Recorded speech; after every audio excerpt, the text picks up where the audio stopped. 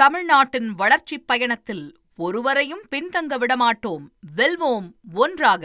ஒரே நாடு ஒரே தேர்தல் தொடர்பாக தமிழ்நாடு அரசிடம் கருத்து கேட்கிறது மத்திய அரசு. தமிழ்நாடு அரசு தனது கருத்தை தெரிவிக்க தமிழ்நாடு அரசிற்கு ஒன்றிய அரசு கடிதம் எழுதியிருக்கிறது. மக்களவை மற்றும் மாநில சட்டப்பேரவைகளுக்கு ஒரே நேரத்தில் தேர்தலை நடத்தும் ஒரே நாடு ஒரே தேர்தல் திட்டத்தை அமல்படுத்த ஒன்றிய அரசு திட்டமிட்டிருக்கிறது.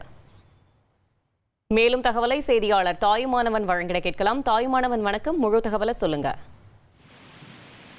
ஒரே நாடு ஒரே தேர்தல் தொடர்பாக தமிழக அரசிடம் கருத்துக்களை கேட்க மத்திய அரசு திட்டமிட்டிருக்கிறாங்க. தமிழ்நாடு அரசு தனது கருத்தை தெரிவிக்க தமிழக அரசுக்கு மத்திய அரசு தரப்புல இது தொடர்பாக கடிதம் ஒன்றும் வழங்கப்பட்டிருக்கிறது. மக்களவை மற்றும் மாநில சட்டப்பேரவைகளுக்கு ஒரே நேரத்தில் தேர்தலை நடத்தக்கூடிய வகையில ஒரே நாடு ஒரே தேர்தல் திட்டத்தை அமல்படுத்த மத்திய அரசு திட்டமிட்டிருக்கிறாங்க.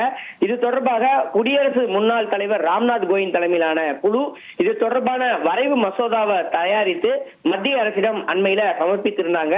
இதனைத் தொடர்ந்துதான் இது தொடர்பான மசோதா மாநிலங்களவை மற்றும் மக்களவையில தாக்கல் செய்யப்பட்டு நாடாளுமன்ற கூட்டுக்குழுவுக்கு விசாரணைக்கு அனுப்பப்பட்டிருக்கிறது.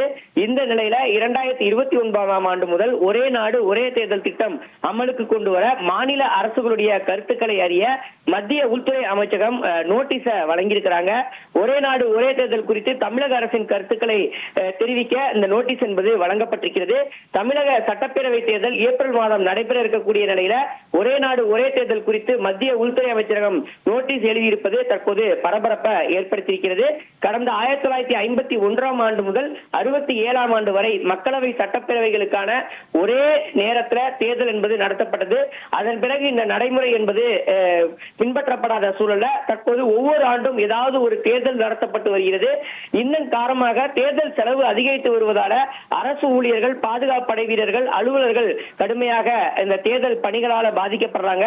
எனவே தேர்தல் நடத்தை விதிகள் அடிக்கடி அமல் செய்யப்படுவதால மக்களும் இயல்பு வாழ்க்கையில பாதிக்கப்படுகிறது. எனவேதான் இந்த ஒரே நாடு ஒரே தேர்தல் திட்டம் வெற்றிகரமாக அமல்படுத்தப்படும் என மத்திய அரசு ஏற்கனவே தெரிவித்திருந்தாங்க. மாநிலங்களவையில 543 தொகுதிகள், மக்களவையில் 543 தொகுதிகள், மாநிலங்கள்ல 4120 சட்டப்பேரவை தொகுதிகள், 30 லட்சத்துக்கும் மேற்பட்ட உள்ளாட்சி பதவிகளுக்கு ஒரே நேரத்தில் தேர்தல் நடத்துவதற்கு மத்திய அரசு திட்டமிட்டிருக்கிறாங்க. இது தொடர்பாகத்தான் தற்போது மாநிலங்களிடம் கருத்துக்களை கேட்டு பெறுகிறார்கள். தகவல்களுக்கு நன்றி தாயுமானவன்.